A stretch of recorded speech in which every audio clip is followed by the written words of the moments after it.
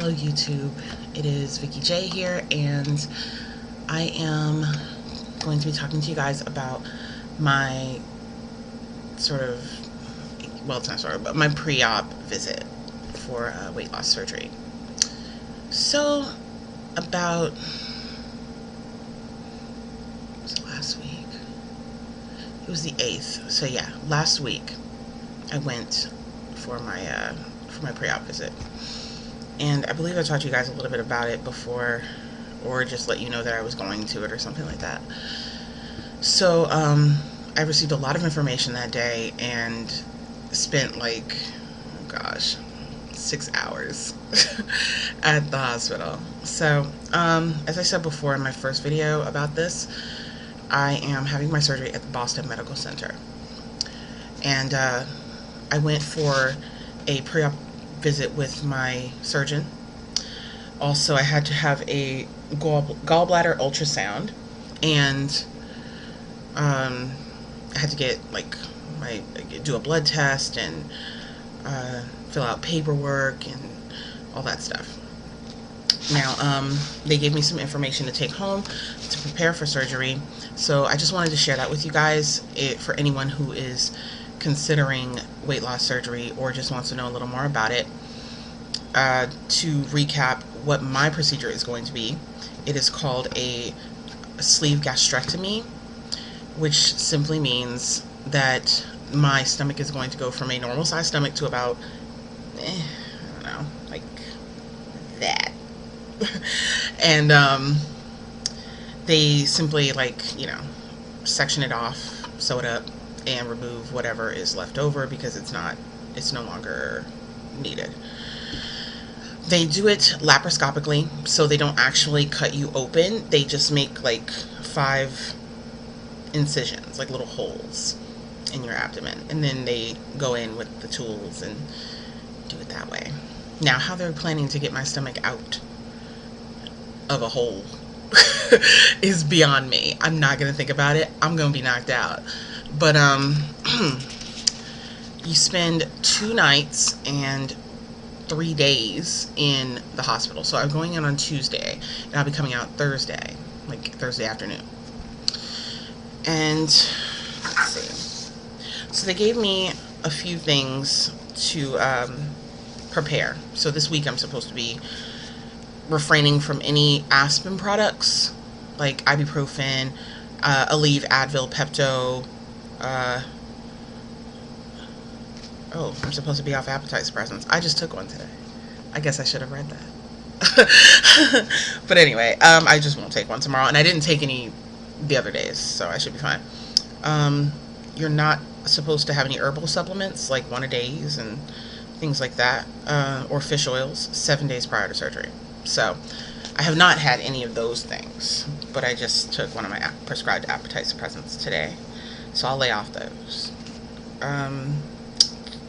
Okay, so they've also, advised me to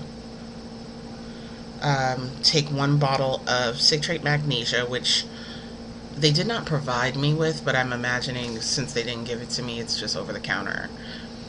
So I have to get some of that. I'm actually going shopping this weekend for the things that they recommended that I have post-surgery. Post-surgery to drink. So then it says, after the citrate magnesia, only take clear liquids, such as Gatorade, ginger ale, broth, jello, tea, or coffee, without milk and cream. I don't understand how that's a clear liquid. Tea and coffee, they're not clear. At least not in color. I guess they mean, I'm not really sure what they mean. Let's see. You will be asked to take 2 showers for your surgery, and they did provide me, they did provide me with the soap that I would need for that. So, the soap looks like this, and it comes with instructions. You get 2. So you shower with this the night before your surgery, and then the day of. So that's why they give you 2 bottles. So to finish reading what that says, You will be asked to take 2 showers before your surgery with antibacterial soap given to you at your pre-surgical screening visit, which is exactly what they did. Take 1 shower the night before your surgery and another in the morning of your surgery. You will use the soap on your chest and abdomen, so you don't have to.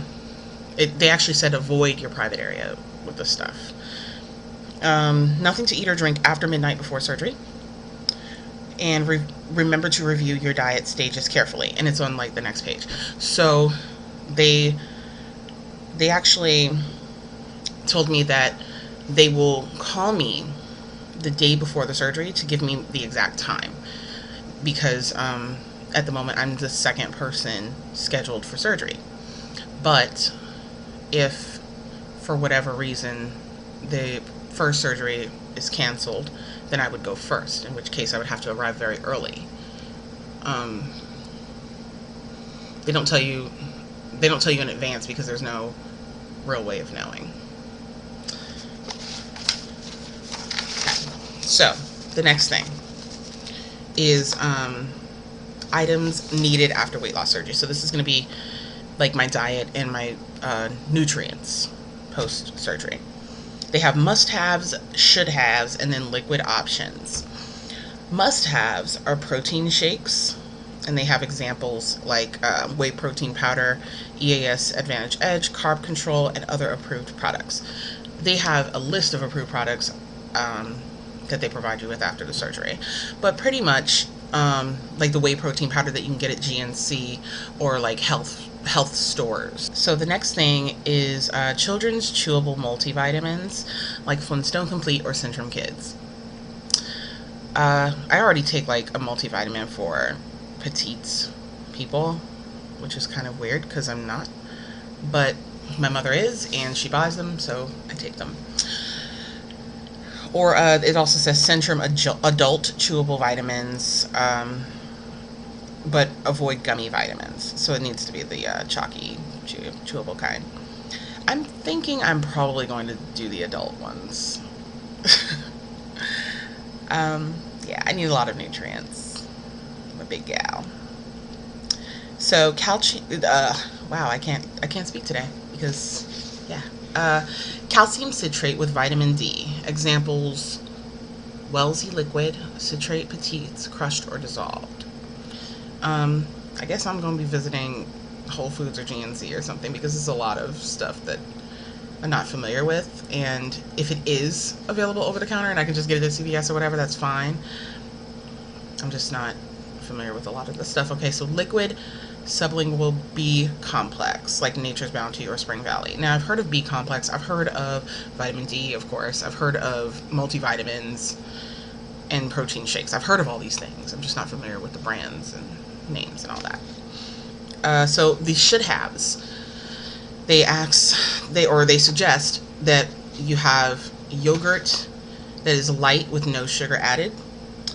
If there's fruit in it, you have to puree it smooth. Tomato soup with no pieces in it, just straight liquid. And it's recommended that you make it with non-fat milk. No sugar added pudding mix and no sugar added cocoa mix. Again, using non-fat milk or skim milk. Well, non-fat milk is the next thing on the list. Like Lactate 100 if needed.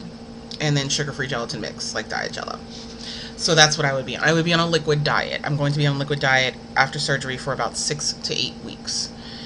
And then I will move into another phase. Like they have several different phases that you're supposed to go through. The liquid options: water, decaffeinated coffee or tea, broth or bouillon, tomato or V8 juice, sugar-free popsicles, G2, which I don't know what that is, or Crystal Light. So this is just to mix things up and keep it interesting. You can not have carbonated beverages, so no sparkling water, just regular water, like spring water. And the popsicles, the Crystal Light, those kind of things are to, please your palate. And then there's a little list at the bottom here of non-food items that may be helpful to, the process of pureeing your food or straining the bits out of your food, things like that. So it's a wire mesh strainer, a blender, a tablespoon measure, small food scale, and then a magic bullet mixer. Those are the things that they recommend we use. And then there are 3 phases, and I'm not going to read all this stuff, you guys. We don't have that kind of time. But I just want to show you. They give me like a list of all the things that are going to happen post-surgery. Like the day of, and then the 2 days following, like before I leave. And they list what the doctors are going to do at the top, and then at the bottom there's a list of what my responsibilities are, which are pretty much to just make sure that I'm following their directions and let them know if there's any pain, and that, you know, make sure that I read, research, and understand exactly what's going to happen before and after surgery so that I recover properly. They also cover what to expect as far as how you feel after surgery. And they have a list here that says you've had major surgery and your body needs time to heal. You may feel very tired at times. You may need to take naps during the day. You may have difficulty concentrating. You may have difficulty sleeping. You may get easily depressed, and you may have little or no appetite. Kind of goes without, well, I mean, I guess it doesn't exactly go without saying, but like, of course you're going to have trouble sleeping. It's an uncomfortable, you know, somebody's just been, you know, tooling around in your stomach and then they took some of it with them, you know, so of course you're going to be uncomfortable. And they actually are going to give me, they're going to prescribe me some pain medicine. So it should be manageable pain. It should be pain that you can deal with. Also, the whole thing about getting easily depressed, I think that that's just hormonal, maybe because your body is recovering. And having little to no appetite, well, yeah, of course. Isn't that the point? Anywho, says these feelings and reactions are expected following surgery. Your regular routine has been interrupted. You will begin to feel better as you heal. If you don't, please notify your surgeon.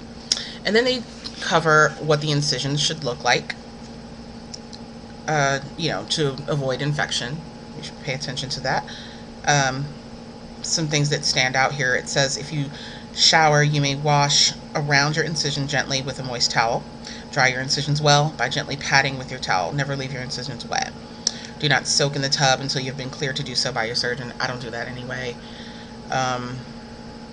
Do not use alcohol or peroxide, lotions, creams, or ointments on your incisions.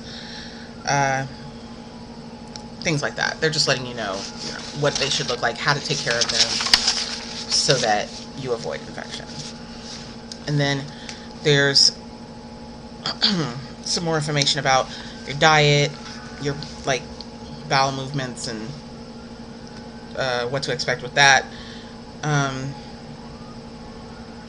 Things not to use, etc., etc. It's a lot of information. I've already read it all. I just don't want to bore you guys by reading stuff that's really not that interesting. They really do encourage mobility after surgery to avoid things like blood clots, swelling of the calves, to avoid pneumonia. They also are going to give me this, oh gosh, what's it called? Can't remember what they called it.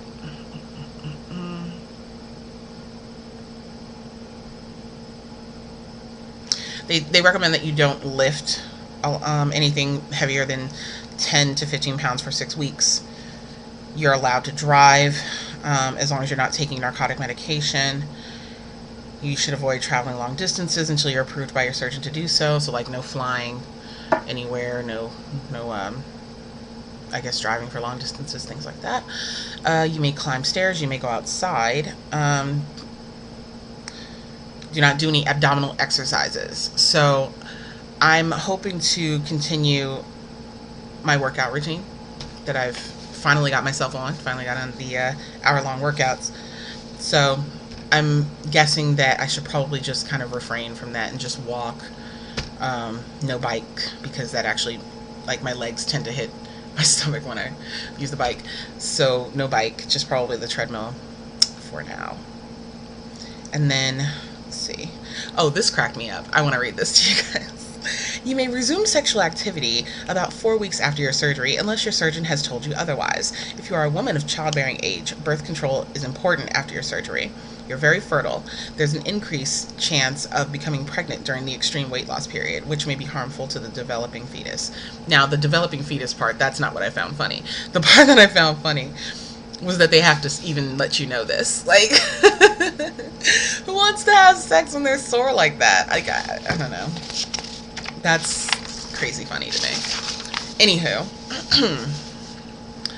when to call your doctor, and they give you like all these different scenarios, like when you're, if you have a fever, if you have pain, redness, warm and or swelling in the calf area, difficulty breathing, or persistent productive cough. So like I said, they want to try to avoid pneumonia after the surgery. So that's one of those things that they are looking out for.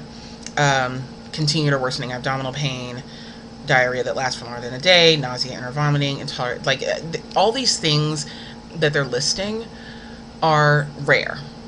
Rare to normal. Like the things that are in bold, like the first three things, those happen most frequently, especially if people are not walking, as the doctor does recommend that you do.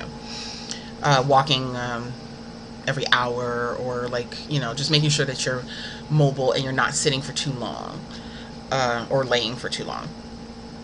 But the other things are less common, and the least common thing is death from this surgery. Like, it's nationally, it's less than like 0.1%, according to the statistics that I was provided with. And then there's my doctor's contact information and the address to the place I'm having the surgery. And that's it for that packet. And I have like a medical checklist with my prescriptions on it and what I'm allowed to take before the surgery and what I should avoid before the surgery. So that's that. And then they gave me a map so that I know exactly where to go the day of. And yeah, it's a lot of information, but I'm actually like really excited. I'm still excited. Like, my family is really nervous for me because they haven't really been paying attention to what I've been going through. They don't really know. So like their first inclination is to worry. But as I said in my first video, I've been like ready for this. I've been at this for almost 2 years, this weight loss program. So I'm excited. I'm just excited to get to the next phase and work towards the ultimate goal, which is a healthy me. I'm not really worried about the number on the scale.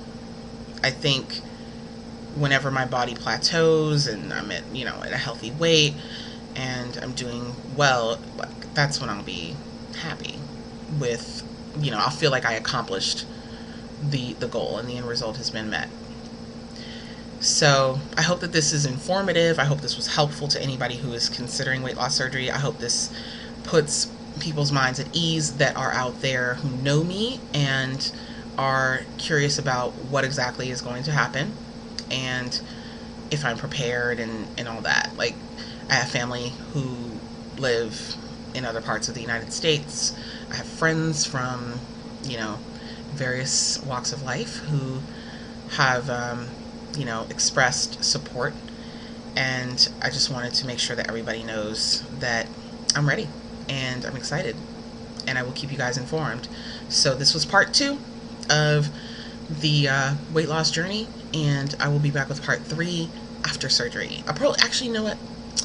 I'm going to see if I can get some footage of the day of surgery, like before I go in. We'll see if that happens. I'm not making any promises, you guys, because my mom is probably going to be really crazy, and it's going to be her phone that I have to use, so it may not happen. She's probably just going to be, I don't know. Anyway, thanks for watching, you guys, and stay tuned.